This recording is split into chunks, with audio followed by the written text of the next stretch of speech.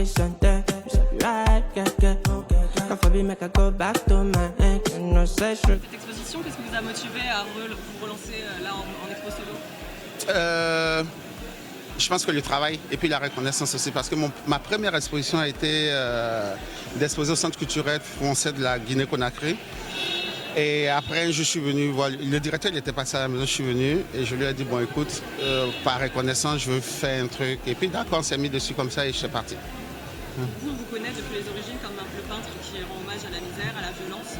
Est-ce que c'est une inspiration qui continue aujourd'hui alors que la Côte d'Ivoire est un peu sortie de ces années de violence? Oui, mais en même temps, mon écriture n'est pas forcément liée à la violence de la Côte d'Ivoire. Je ne suis pas un peintre de la guerre, comme je le dis toujours. Je travaille juste sur la misère aussi. Bon, la misère, elle est mondiale. Hein.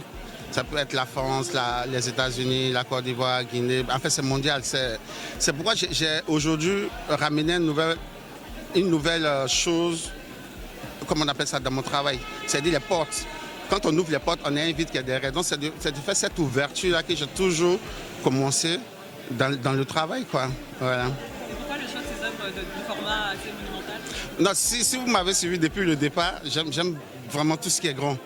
Voilà, j'aime travailler. Quand je travaille sur une petite toile, j'ai des difficultés, voilà, en fait. Ouais. Justement, vous qui avez quand même connu une carrière assez spectaculaire, là on a vu que vous êtes une star, vous êtes très bien vendu. Comment vous faites pour garder le lien avec cette misère? Ouais, je dirais, star, c'est pas approprié. Je dirais que je suis une personne lambda, mais qui a travaillé, qui a fait valoir ses droits peut-être dans la peinture. Je pense que c'est mieux comme ça, mais ça va. On essaie de travailler, d'aider les autres, de s'entraider comme on peut et d'essayer d'avancer. Justement, comment vous gardez le lien avec les classes les plus défavorisées?